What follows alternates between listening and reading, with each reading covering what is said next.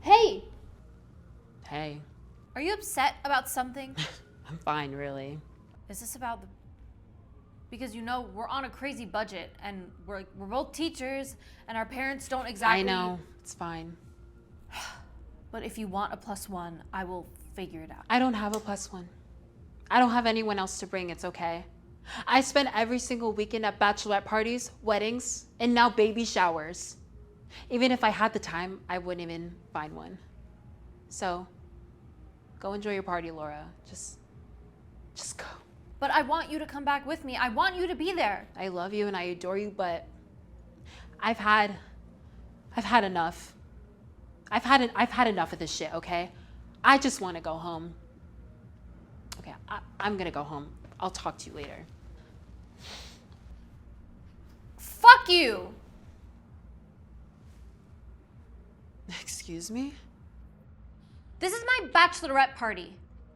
For my wedding. Me, Jordan. It's me. It's not any of our other friends. It's me. And you've been completely unenthused. I'm sorry. Let me try to enthuse myself just a little bit more.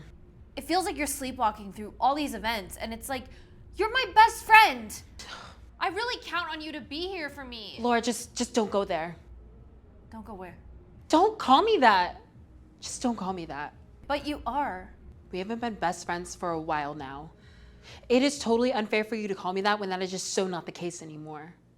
How can you even say that? Who do you go to when you need somebody? He's my fiance. He's gonna be my husband. Things are different when you have... We were best friends when we lived together, when we spent every single weekend together, and when we spent every single day talking on the phone for multiple hours. We don't do that anymore, not at all. You go to sleep next to Tony every single night, you wake up next to Tony every single morning, and when your mom pisses you off, you go to Tony. But I haven't found anyone else to replace you yet. I didn't replace you. Everything you get from our friendship now, you get from Tony. But all the things I need, the things I got, I don't get that from anybody else anymore. So it is totally unfair for you to call me that when that is just so not the case. Why didn't you just say something then? And say what? Don't be in love. Don't get married. Just say you need more time like we used to have.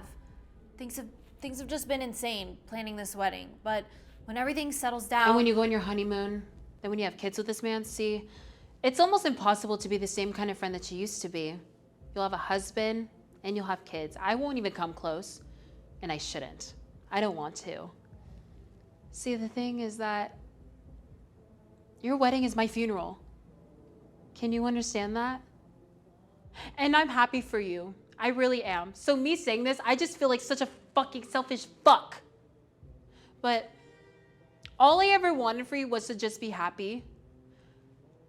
I just wouldn't think I wouldn't be part of that happiness somehow. You are. You are a huge part of that happiness. Then why aren't I a bridesmaid? What? Why aren't I a bridesmaid? The most important people are standing right up there next to you, and I know for a fact I'm way more fucking important than your fucking cousin standing up there next to you. We have to keep the bridal party small. See, this whole wedding stuff, it's not the wedding I thought you would have. Now you're gonna sit in judgment of my wedding? I am. Because if I was a woman, I know for a fact that I would be one of your bridesmaids up there. And say what you want, but this whole wedding, you're being so gendery. And you are the least gendery person I have ever known. Now that you're getting married, I feel like I'm seeing a whole different side of your personality that I've never even seen before. I feel like I don't even know you anymore. Because I'm having a wedding? Well, yeah, kind of, but why are you even having a wedding in the first place? I'm having a wedding because I want to bring my world together with his and stand in front of everybody who matters to us and have them see that we're in us and celebrate that with a big fucking party. And except for you, everyone else I know seems to get that and is actually, believe it or not, happy for me. You're the only one who doesn't seem to get it. I honestly can't believe I'm having to sit here and explain this to you right now. That the one person who during the happiest time in my life I thought would be my greatest ally, my biggest cheerleader, my partner, he's the one who's gonna be like this. He's the one who's gonna sit in the corner of the bridal shower glowering at me. Which, by the way, I pretended not to notice, but of course I fucking noticed. And now he's gonna come to the bachelorette party and throw a pity party for himself in the middle of the street. A pity party? Because why? Because he's not a bridesmaid? Seriously? I try to be a compassionate person, I really do. But you fucking test the limits.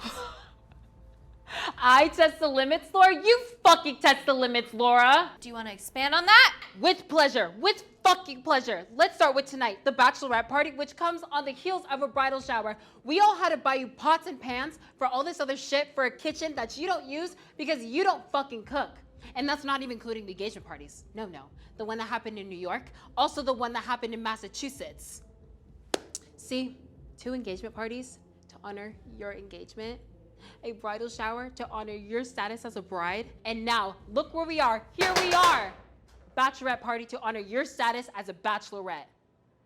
And don't think it wasn't obvious to everybody when you greeted us at the door this morning and you were all hot and sweaty was because your fiance had just fucked you. I guess the so-called budget doesn't apply to your friends, I guess.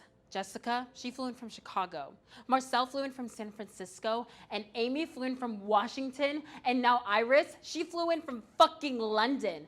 We all came here just to throw you a bachelorette party for reasons I can't even articulate even if I wanted to. So yeah, let's all spend thousands of dollars on all this other shit just because you decided to make one fucking grown-up decision. And this honestly has no bearing on me whatsoever, so I don't know why I'm freaking out, except it enshrines officially the non-official role I will play in your life from now on. I don't want you to come to my wedding, Jordan. What? Don't be ridiculous. I'm gonna come to your wedding. But you clearly don't want to, so I'm telling you, you don't have to come. That's not even an option. I'm giving you the option. You could be my friend and support me the same way I will be your friend and support you when you get married, or you cannot come. It's not a when I get married, it's an if. It's not a when, it's an if. Because there are a lot of really amazing people out there, so many, who don't find anybody. What if I'm one of those people? What happens to me then? I don't think that's how it ends up for you. But what if it does? Then I think you decide that there are people in this world who you love and care about and want to be happy. And when they find happiness, which is maybe the fucking hardest thing in the world to do, you celebrate that with them and you realize when moments are about you and when moments are not about you. When the wedding's over? When the wedding's over, you get to go home and go to bed. What do you want me to say? I want to go back to my party now. Yeah, okay.